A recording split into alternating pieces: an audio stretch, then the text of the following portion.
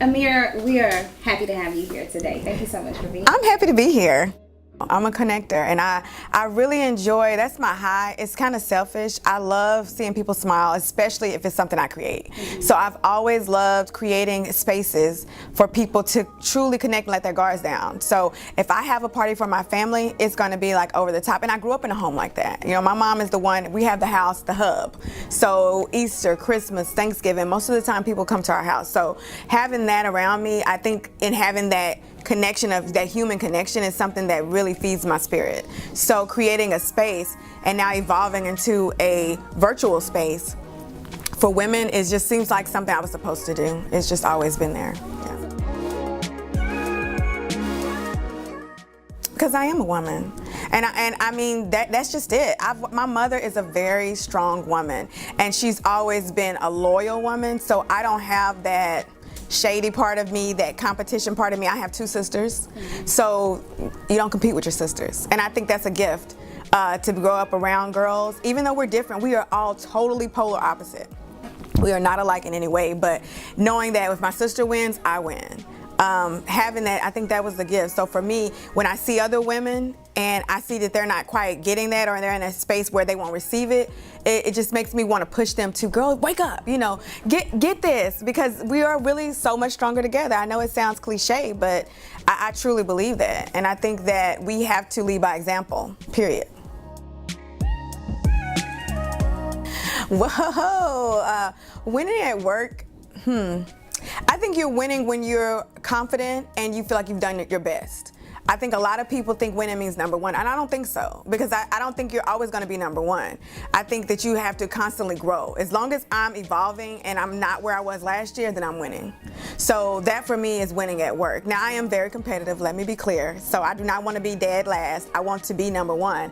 But as long as I can constantly see how much closer I'm getting to it, then I'm winning. And I guess it connects to me being on the panel is because I can relate to women no matter what industry they're in. I can relate to their struggles, I can relate to their hardships, I can relate to their ambition, and I can share that love with the women who will be there and share my story. I think but some of the hiccups I've had probably is just getting told no a lot. I don't think that's necessarily a hiccup. I just think it's helped me build that muscle. I think I've learned to kind of look at it as, okay, it's 15 no's to every yes, or you find your formula. And as opposed to being discouraged or get down and out about the no's, just say, I only got 10. That means I got to get 5 more before I get that yes, and whatever that may be.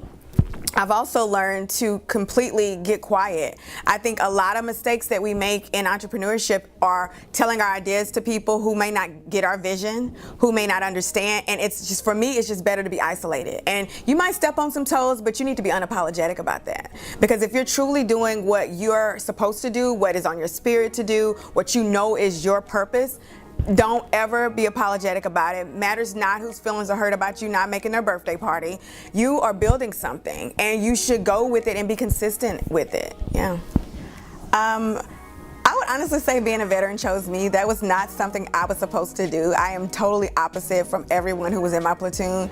I always say, I mean, I'm gonna age myself, but think Private Benjamin, you know, in the Army. I remember getting off the bus and running down the hill with this huge bag, and they're like, why do you have all that stuff? And I said, well, they told me to bring enough stuff for 5 months, so I had to bring everything I needed for 5 months, and no one would help me, and it was like, wake up. And I remember the drill sergeant saying, hey, beat your face. And I was like, why would I want to beat my face? What are you, crazy? That meant do a push-up. So I was totally, literally, you know, in a whole nother space. But how that correlates with who I am is I'm a jumper.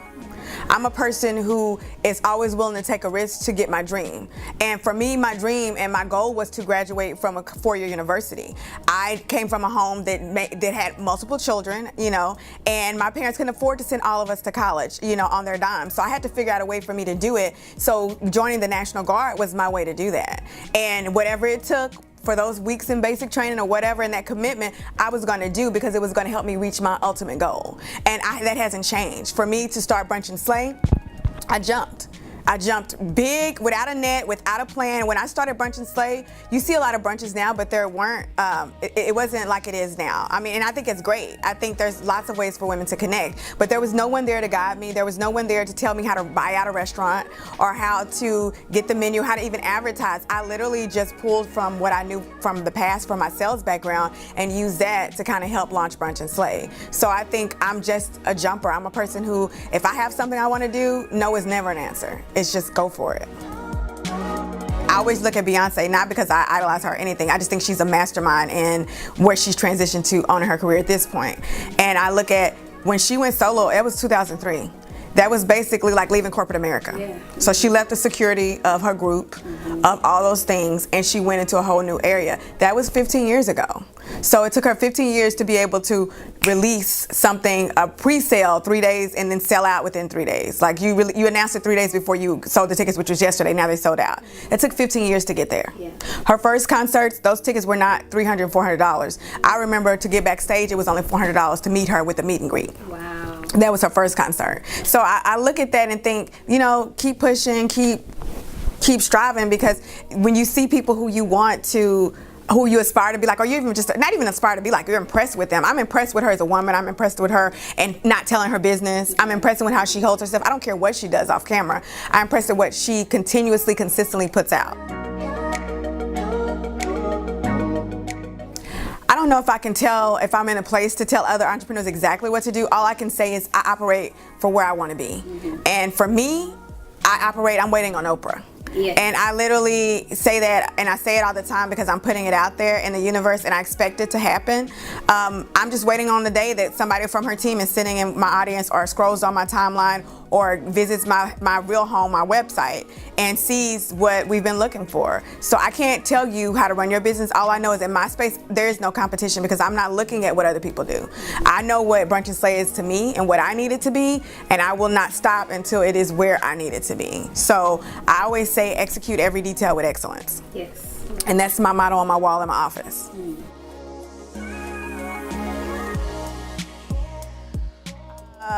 You know what, it's crazy because it's a lot of back and forth. I literally have to make sure once I have set times to check email, not even set times, in my to-do list, I prioritize it. So I am a person who has a to-do list no matter what, period. So it's personal, business, whatever, it's all broken down. And I know some people call that bullet journaling. I've never bullet journaled. This is the Ameerah method. I've been doing it since I was born. So this is what I do, but I literally make sure that what's most important, whatever projects, whatever events, whatever needs to be rolled out on the blog, whatever is for that day is number one. When all those things are done, then I can move on to the next, and not until they're done properly. So I don't allow myself to rush through it. Item 1 has to be done and executed with excellence. Then I move to 2, then 3, and I might not get to 7, but that's okay because I know I put out good work on those first 3. So that's a huge part of my day. I start my day in prayer and gratitude and move into meditation, just because that's what makes me be able to function and not snap at people and not be totally discouraged. I have my moments, I might have a day with 20 no's. I might have a week with 150 no's and not one yes. That weighs on you. So for me, being able to have that connection with God gives me that peace that I need, because I can just lean in and say, okay, what is this trying to teach me? I can say, okay, you can cry for 5 minutes, but you got a deadline, so you get back on that computer. So that's what my day looks like. It's a lot of juggling. I have a 3-year-old daughter who's with me most of the time. She goes to school part-time.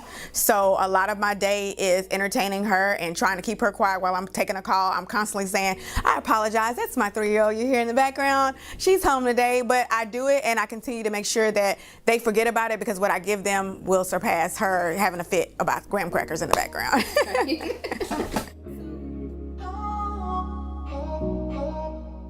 Like, if you want to work with a big brand, you need to be following them on LinkedIn. You need to have Google alerts. You need to know what's going on in their world, and you need to know how you fit in and how can you bring value to whatever they're creating, whatever they're currently marketing, whoever their target audience is. How do you align with that? How does whatever your mission is, align with their mission. Because at the end of the day, I love my brand. I'm gung-ho about it. I can talk about it in my sleep, as I'm sure most people who create their own business can. But that doesn't say anything for a big brand. You know, they want to know what's the return on their investment, how does your platform align with theirs, and how can they help you with those dollars that they've allocated, and how they're going to get the most out of those dollars that they allocated. You know, and how to be consistent. It is not easy. People think that you write one generic letter, cut and paste, and put somebody's name in there. No, I go into detail. I might say, hey, I just saw you in Huffington Post today. Man, that was awesome. Where did you find that person who is your head of marketing? I know that they used to work for Mary Kay before they came to you. Was that something that attracted you, to them? I want them to know I am vested in what they're doing for me. And even doing that much research, I still get a lot of no's. So that's for now. I think as you grow, your work speaks for itself. And if you market it properly and you invite them, and sometimes if a brand says no, like we have some corporate offices here, or in Dallas where I do a lot of work, Fossil's there, Pier 1, JCPenney, they might tell me no, but that doesn't mean I want to invite them to an event so they can see what they said no to. Yeah. And when they get in the room, they'll say, we should have been a part of this, let's talk. You have to think outside of the box, and you cannot just go by what I'm telling you. You have to really get quiet and think. And a lot of times if I'm having a bad day, that's what I meditate on. Okay, show me what I'm overlooking. What area am I missing? What opportunity am I missing? How do I circle back to that space? And I think that's important, to always be ready to pivot, and pivot from a peaceful place, not a place of anger, because no one has to give you their sponsorship dollars.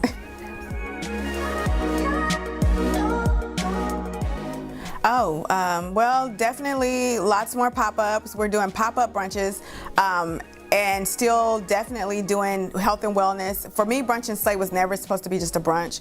Brunch truly means, for me, women coming together.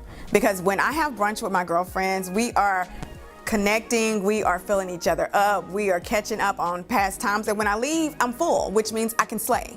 So that's what Brunch and Slay means. So for me, all of our events are about health, wealth, and self. So you will continue to see events geared to that. We have a upcoming event in April.